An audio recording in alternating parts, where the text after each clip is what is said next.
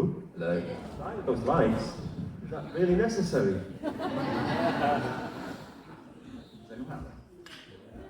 For those who don't know, Jim, Tim and Chloe from the band, and Joe for the orchestration, and all parts.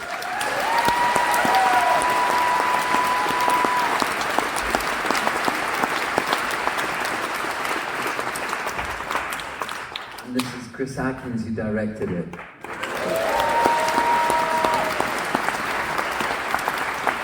How was it? That's the first time we've all watched it together. How was it watching yourself on the big screen? Humbling. Like, it's so strange because, you know, we never get to watch ourselves. So it really is like a really unique experience to kind of sit there. I was sitting there thinking, you know, are we going to be able to hold it after each song? Like, each song had such an intensity to it, and it was like, shit, we're going to let the next one down, which is kind of what I'm thinking on stage, you know, like walking around the stage, like, how do we keep this building?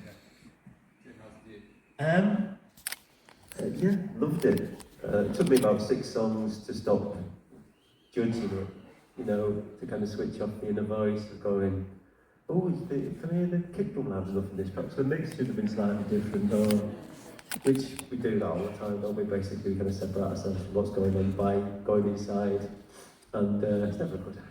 It's never a good idea. So yeah, it just took a little bit of time just to kind of get out of that headspace and just sit back and enjoy it. I found it really moving. Yeah. Loads of bits where I was nearly crying. And it goes down.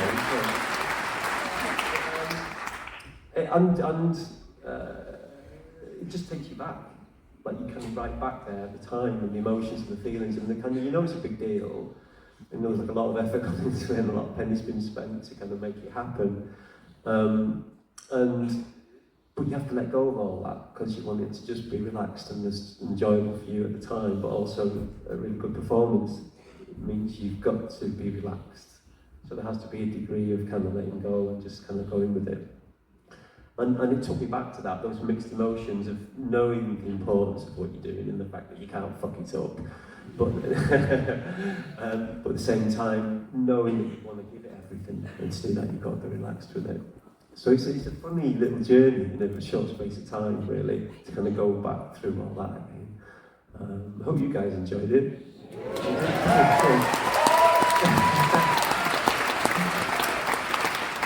Chloe, how do you feel? That's the first time you've seen it.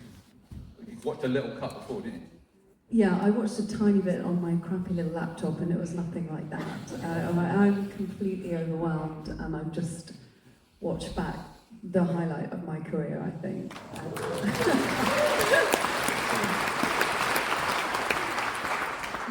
And Joe, did you sort of have the urge to get notes out and start? With the band always. No, I've never seen the back of my head so much. I have to work with my barber. But no, it's, I couldn't remember the Good thing you have hair. Yeah, well, yeah. I couldn't remember the exact set list, so I was kind of, because, you know, one of the greatest things about James is they change it every night. Also, the most scary thing, but we might talk about that later. But no, it just I couldn't remember what was coming next, and then there was such moments of beauty and just you know, going back and enjoying the band like I used to in the 80s as a fan, and being involved with them has obviously been a massive privilege for me, knowing the songs for so long. So getting to work with them again after a little break has been such a privilege. So it's great to see that, and beautifully directed by yourself as well. Great too. I suppose one other thing that I remember that just kind of hit me when I was down there as well was just like, well, one, the work you put in and the, you know, the craft and the skill you brought to this. And I mean, the works of art, Joe, they really are. Because I mean, it's not, like working with Joe, he picks a lot of the songs, so it's not our choices, it's the things that Joe wants to do, things he can do something with, and he completely deconstructs the song. So like I've seen other bands play with orchestras, and they tend to just bolt the orchestra on, which is a real missed opportunity. And a lot of the time you can't quite hear the orchestra anyway because the band's just belting away regardless. Joe doesn't do that, he pulls it all apart, and then we find a way to fit in or not, as the case may be. Some songs you might not play, or Like for me, there's lots of songs where I don't play as much, which is great. But you get to listen, you know, I get to sit back and listen, and as Tim was saying, we don't get to watch ourselves, you know, and the songs we're playing here, I don't play at all, like She's a Star, I don't play, I don't sit down, I don't play, and you can sit there and watch. But I suppose the reason I was came back to was just the people we worked with to make this happen. I mean, Joe, ridiculously, incredibly talented, and we're going to continue to do this with Joe. We've got fucking thousands of songs for you to choose, Joe. So we haven't finished yet, pal.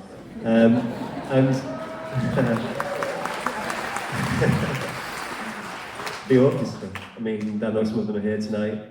Just So here, actually, have we got any members of the orchestra in? yeah, Hand up. Put your hand up. Stand up.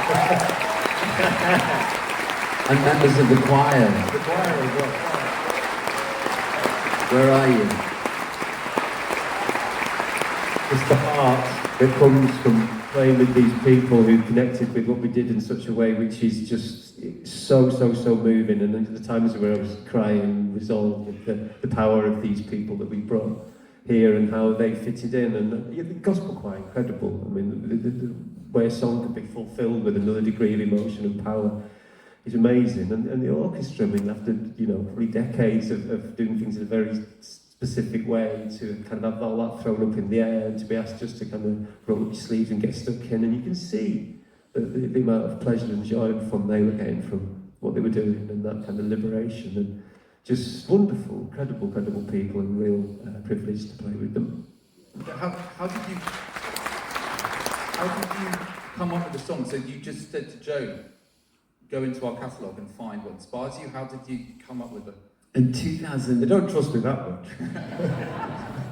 How did it happen? when we did it in 2009, 11.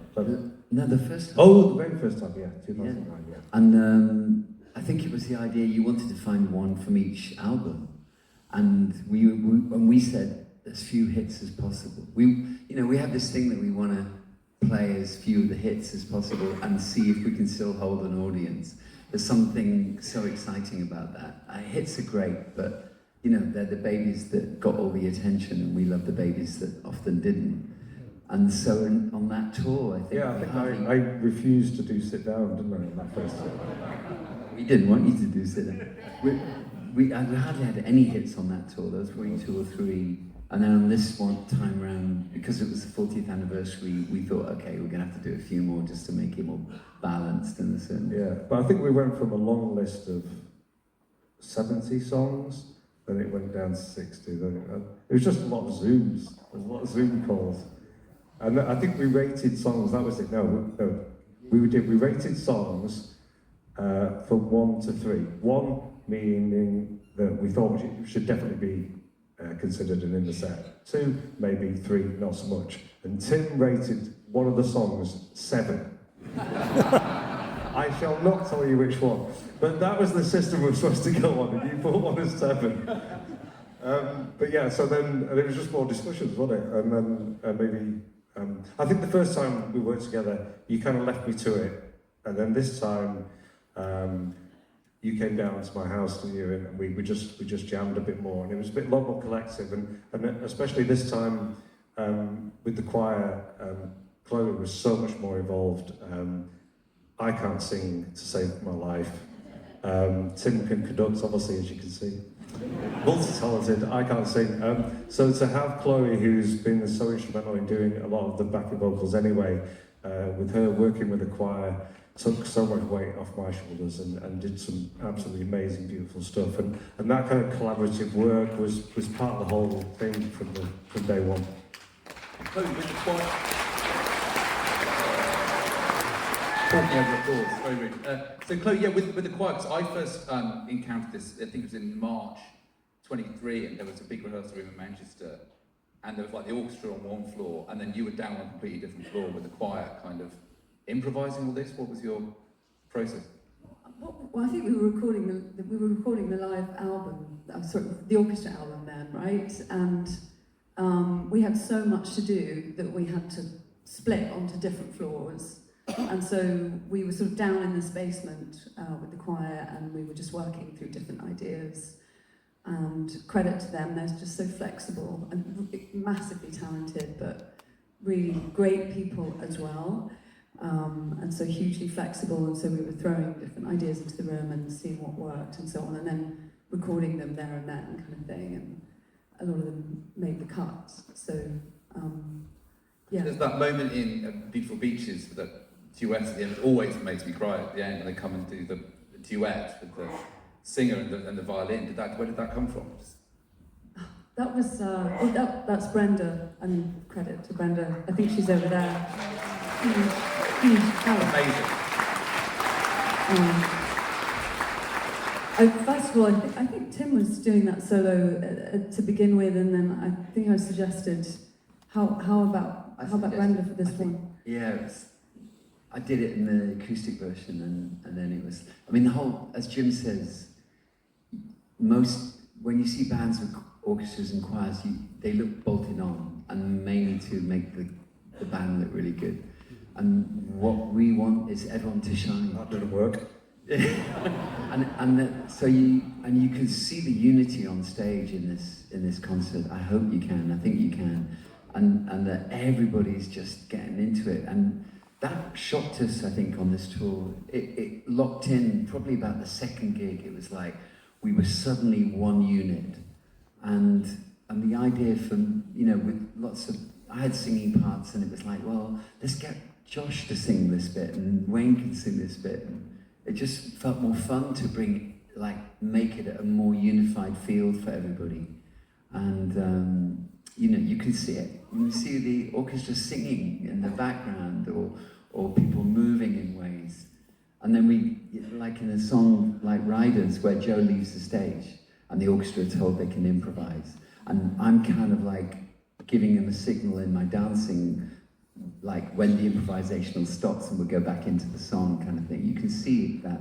So it's this delicate balance between stuff that's organised and stuff that's chaos, and that we're leaving the chaos in the hands of geniuses and amazing orchestra. Speaking of chaos, should we just let the audience know a little secret of the chaos that went on? So Tim normally gives us the set list about half an hour before we go on. That's fine, we're used to that. But for the Athens gig, he gave it us a day early, unheard of. And then, of course, half an hour earlier, before the gig, there was another set list. So this is set list number 2. And then, after a quick nap, you had a vision and decided to change the set list again. So this is set list number 3. I had three. There was some confusion, yeah. So the orchestra had 3, Tim had 3, I had 3, Chris had 3, the rest of the band had 2. And so, how you've made it seem like there's hardly any chaos going on, when literally none of the band knew what song was coming next. And because, slight technical things, some of us have in-ears so we could be spoken to, and some of us don't. It was very hard to translate to the band what song was coming next, but you hardly noticed, do you? So Tim and his visions, 10 minutes before the gig. Hardly noticed, exactly. All the terrible bits were where the bits of the band were playing different songs at the same time. It's a stroke of genius. But that's what I always found fascinating about this, is that James is, shall we say, notoriously unpredictable and likes to feed off improvisation and changing your minds all the time, which is what gives it the energy, I think, that's carried you so many years. But obviously with an orchestra and a choir, you need more rigour and structure and planning than that. In theory. One would think so. Yeah. How did that work, mixing those two worlds? I mean, the first time we played with him in, I think, 2009, the first gig, I think somebody got up and danced in Nottingham, and the security came and frog marched him out of the building. And we were in the middle of the song, and I saw this and I thought, fuck this, we're not having this. And so I jumped off stage and left them playing. And I followed them out, the security, and they literally got to the doors and they were kicking this guy outside. And I went up to the security and went, sorry fellas, wrong gig. And brought the guy back in, sat down, and came back on stage to be carried, and the song was still going. And Joe, into his microphone to the whole orchestra, like, carry on, keep going round, you'll come back eventually. And that was the first night. And then the second night, we had a great lead violinist then, and he started playing the violin on Fairground. He had a long solo. And I was a bit like, fuck, they're so tied to their music notes. So I went over to him and I picked up his notes and I walked across the stage, and he had to follow me. So, and in those days, orchestras didn't stand up, you know, and he's following me across the stage. Fucking terrified, what the fuck? And I walk him into the middle of the stage, and then I tore up his musical notes. Yeah, it wasn't the good. The guy's still in therapy. He went white as a sheet, and I realised I'd done something absolutely fucking dreadful. And I found out afterwards he was the lead violinist, of course, and I'd torn up all his music for the whole night. And so, like, they were busy stellotaping it back together. But about a week later, he came up to me in a bar, drunk, and he's never recovered. And he was like, that was one of the most amazing moments of my life. And how do we get this? How do we get the improvisation into the orchestra? Because everything I do is by note, by rote, and it was a fucking hard baptism. But you know, so it's like, you know, Eno used to bring in string sections and wind sections and make them swap instruments and record them and freak them out, of course, because they can't play each other's instruments to save their lives. And we want to play, you know, and yes, I chaos, and I can be chaos, definitely, and change the set. Because if we're playing to you, and I think, fuck, we're losing you, we've done too many obscure songs, okay, so we go, okay, we need to play a hit, or we need to play something to pull people back in again, or we've done too many sad songs. And you can only tell it on the night, because some nights it's the appropriate venue to play a lot of sad songs. So you have to be fluid, to have that dance with an orchestra. And we were just working that all the time. And on this tour, you were amazing, because you totally embraced it, I think. I think it's important to say that, I mean, I know a lot of you here will go to see many other bands as well, but it kind of is unique in all the bands I work with, the amount that the band changed the set every night, which is always a gamble, but it's a testament to their Stupidity. Yeah. You never know what you're going to get, and I think that's the beauty of seeing James, and for watching them over 40 years and now being involved with them, I think that's still their main asset and strength, that you never know what you're going to get. And so for the gig itself, I mean, it was quite a challenge, wasn't it? Actually performing in Greece, what are your memories of that? What were the challenges? I mean, first of all, to film a gig like that is economic suicide. Because we've been trying to get playing that venue for about 4 years, but there was a long waiting list, and each year it's like, no, not this year, no, not this year. And then it just literally came a few months before, and we were like, okay, we've got to take the orchestra and choir and find a way to economically fly an orchestra and choir to Greece. There was talk of picking up an orchestra in Greece, a choir in Greece, and we were like, we can't. We were too much of a unit. That's impossible. But economically, obviously, it would make more sense. It was hot. You remember? Yeah, it was hot. Yeah, I mean, but we were really lucky. I mean, it's hard to tell watching that, because we don't look like we're sweltering. I don't know how we managed that. It was very talented, aren't we? They closed the Acropolis 4 days. It did, yeah. It was 4 days later. They closed because it was so hot. ridiculously hot. And the shape of the place, as you can see, like the band play at ground level, and the kind of venue is like a cone, almost like a marble cone with seats. So it's just like a bit like a storage heater. It just holds the heat that kind of builds up during the day. So it's like really, really hot and stuffy. And we just squeaked in the little window before it just got so unbearably hot, and they closed it. And we stayed in Greece. We went to play Thessaloniki, and the weather in Thessaloniki was ridiculous. It was so hot. I mean, the Greeks were saying this is like unusually hot. It was so hot. So we were just ridiculously lucky. If it had been a slight shuffling of the days, we wouldn't have been able to do it, which would have been like car crash. Like Tim said, it took us ages to get them to allow us to do it. I mean, it's basically archaeologists and historians who decide who plays rather. It's not a promoter that you go to see, you know, it's people that are trying to protect it, fair enough, you know. They're worried about rock and roll bands I don't blame them. damaging it. Yeah, absolutely, you know, they want to protect it, it's been there for a long time, they don't want a bunch of idiots turning up and trashing the place, so fair enough. And then You couldn't put a bottle of water down no, on stones or anything. No, there was an architect it following was you around. the big pages of things you could and couldn't do when you were there. So it was, yeah, it was incredible. What a place to play! Oh, lucky are we? My God. I think it was a wonderful space as well. You had the amphitheatre, and that encouraged you to bring the choir down and get the orchestra down and get everyone using the space. Well, so, for example, the spontaneity bit, on the day, we said to the choir on Many Faces, would you walk up into the audience and just sing it, stand, you know, we kind of like in the sound check, would you go and stand up there and sing Many Faces? And I think it's ended up being one of the highlights of that particular concert. That's So moving, isn't it? so, Oh man, yeah. just so powerful. And that was just like thrown on the day. It was like, okay, let's try that. And it's been open to that. That's the oldest music venue in the world, I think. I believe so, yeah. Yeah. We had that very much in mind when we try not to Yeah.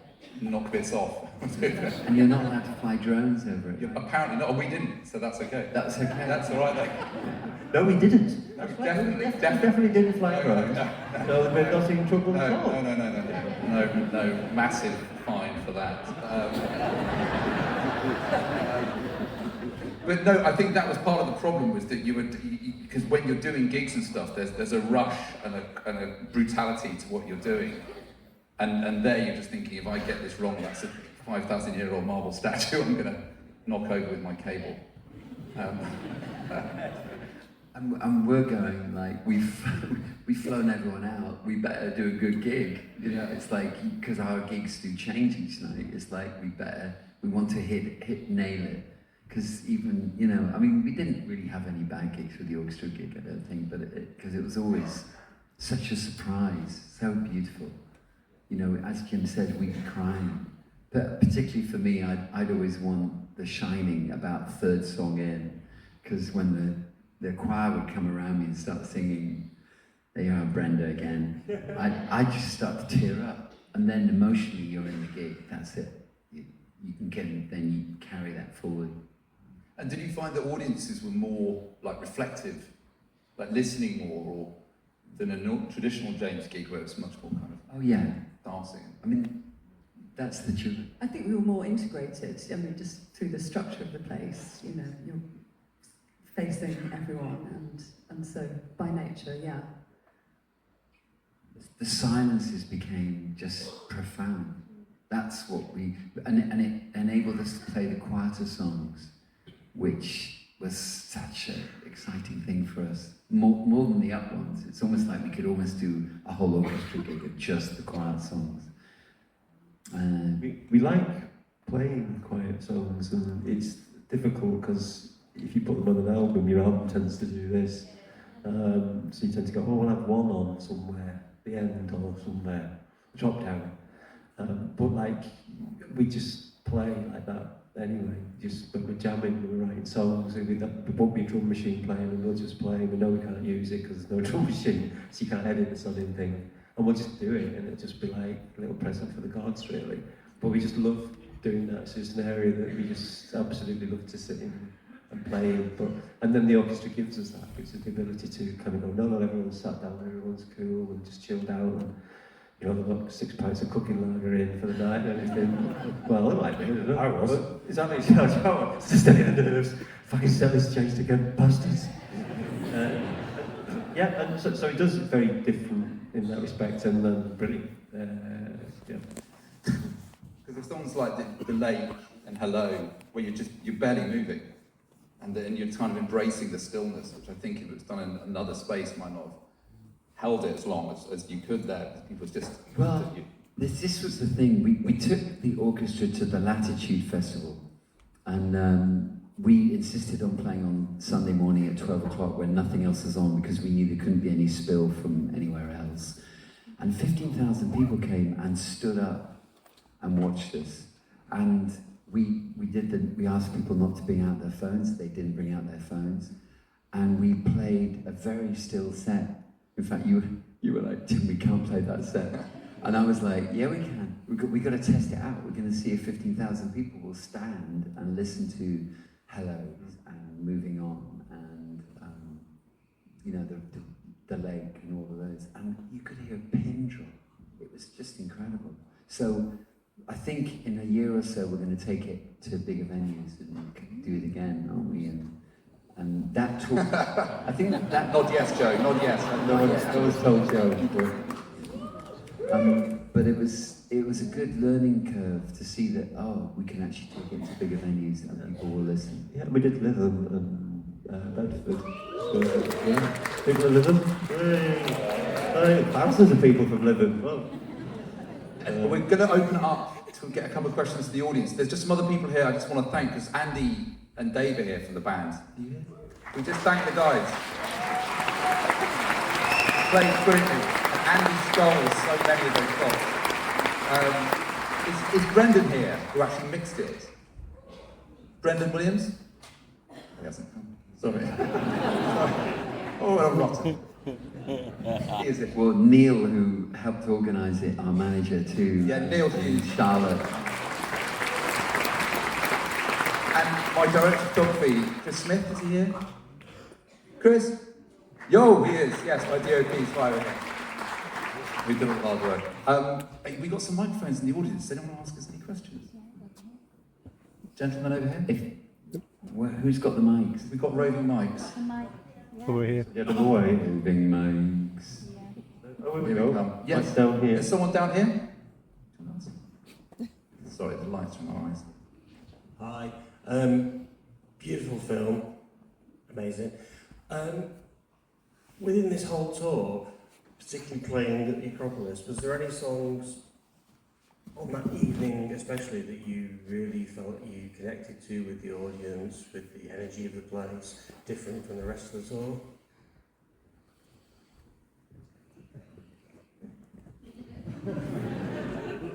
I mean, it was, you know, when you're filming it, you just so want it to be a good gig, and that can get in the way. And it was really probably, yeah, by about the third song, you know you're in. It's like, oh, we're on actually, this is great. That was in the top, I'd say 5 of the orchestra tour gigs. I don't know what the others are, don't ask me, but there were some amazing magical nights. There's no overdubs in what you see, by the way. Not like I know many bands, when they put out a live video, they spend about a year re-recording nearly everything. There's nothing re-recorded in that. There's one edit, I think, and there's one bit where Debbie appears in more than one place at the same time, which is a little Easter egg there. Amazing piece of quantum mechanics, quantum entanglement. Debbie from a multiverse. But apart from that, literally, you are seeing what we did that night. I think we dropped 2 songs that weren't quite right. There were technical issues with them, but that was it. Yeah, it's pretty raw. It's pretty much as is. We Pretty raw. didn't change it. And then we don't know. We do a great gig, and then we don't know. Has Chris managed to capture it? Chris here is making the documentary of James at the moment. He's a remarkable documentary maker. And that's how I came to do this, because I was making the doc, and then sort of, Yeah, literally, we we were like, well, you're here, you might as well do it. you may as well just carry We'll on. get our money's worth, won't The we? multi-camera, 60 The camera twofer. feet. In an oven. And like he comes from a political documentary background. That was his original background, and then he's moved into like music in the last number of years. And James is my favourite band in the world, so for me it's a career high. So, still my favourite band. It's not to like. Anyone else? I've got a question. Yes? Up here. I can't see. Hello. At the top. Hello. Up here. Oh, hello. Yeah. I'll stand up. Go on. There you go. I've got a question for Joe, please. Just to ask you, the woodwind section was the clarinet and the flute. I'm not sulking, but there was no oboe. No, honestly, I'm just wondering, I'm just interested to know why it was just a flute and a clarinet in the woodwind section, please. Okay. I think the first orchestral tour we did have an oboe and a bassoon. And then when I was looking through the old scores that we did, I thought, oh, I didn't give them much to do, did I? We never have much to do. Newest person. Is that a reflection on the instrument? I don't know. I think that the reason was it just didn't work sonically, and also there was a restriction on how many players we could have for various reasons, staging, cost, and all sorts of things. So I remember you said, I fucking hate bassoonists. Fucking, we had a bloody filming, having a go at me. That's alright, I'm an oboe player. Still double read. Don't get me started on oboe players. no, it was just I just really needed more brass this time, and The gobby ones. yeah. Yeah, I needed a team to drink with. No, but so please don't take it personally. It's I'm just not. it's just the way it panned out. Thank you. Have you got any other disgruntled musicians who want to complain that they weren't in our orchestra? Any other questions? Question here, over here. Hello? Hello? Over here, Muller. Yeah, go on. Over here. You've not really released that many live videos over the years, it's like a handful. But whenever you do, you seem to capture something on the night, which, is just worth recording. Has there ever been any sort of gig or tour in the past where you wish, I wish we captured that, or I wish we'd thought about filming this, or... The first orchestra tour was a ridiculous missed opportunity. I think we thought then perhaps we wouldn't be back doing it again. And thank the Lord we had another opportunity to get it right, to actually film it. But yeah, that was the big one where we kind of went, oh! Because it was such a lot of work to get together. And now it seems like we've embraced it as just another kind of aspect of James, which we're going to continue to do. And I think it won't necessarily be kind of a tour every few years. There could be, odd gigs placed in. It feels like we can just about get away with that, I think. But yeah, initially it was that. I don't know why we just didn't think to do that when there's so much involved in doing it in the first place. We have filmed it. We have filmed a number of other gigs. There was one that we filmed at Manchester, the big arena, and it was a fantastic gig. And the camera on me, he forgot to turn his camera on until about 3/4 of the way. It wasn't me. And and then another time we have actually filmed another. I think we got All the Colours of You tour, which was a great tour. We got the footage and we never actually edited it. We looked at the footage and it didn't look that inspiring.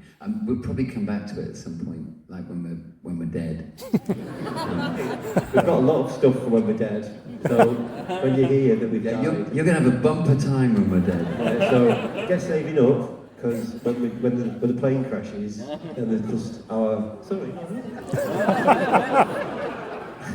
it's not really happening. I made that up. Our siblings and our partners will be releasing a load of shite that we flatly refused to be released up until this point. They will be cashing in completely and utterly. Is that my family clapping? Thank you. The Glennies, thank you. Hey. All right, I think we've got one more. Time for one more question. Make it really good. Not what's your favourite Jameson? Pressure's on. Hello? Hello. Hello, I was just wondering, so like the gig you've done today in Greece, is there any other else in the world that you would like to do something similar to? The pyramids. Pyramids. That sounds cool. The pyramids. Bolton Prison. Yeah. There you Who said Bolton? go. Bolton. Chris has a thing about prisons. The long story. He's got an amazing book out called Stretch. A bit of a stretch. Bit of a stretch. I've got a couple of books out, but that's one about prisons and so. But Tim has a book out about being a crazy rock star. That's on sale at the merch stand as well. Definitely. Nice plug there, Chris. See you There you guys. Well done. Speaking of plugs, Neil told me to say that this is available on a Blu-ray, special collector's Blu-ray, which is going to be out on the 31st of January. You can pre-order now on wearejames.com. So get your phones out. Just we would like to say how privileged we feel to have you come and support us over years and years and years and keep turning up and showing up and helping create this amazing interplay that we have with each other, and that we feel really blessed and as a band, and I feel blessed to be in this incredible band with these incredible musicians and to have worked with this fantastic gentleman here. So thank you for everybody here.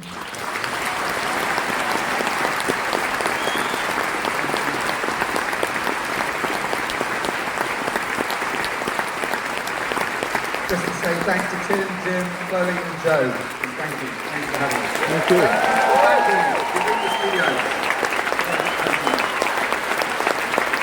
Bless you, Tony, working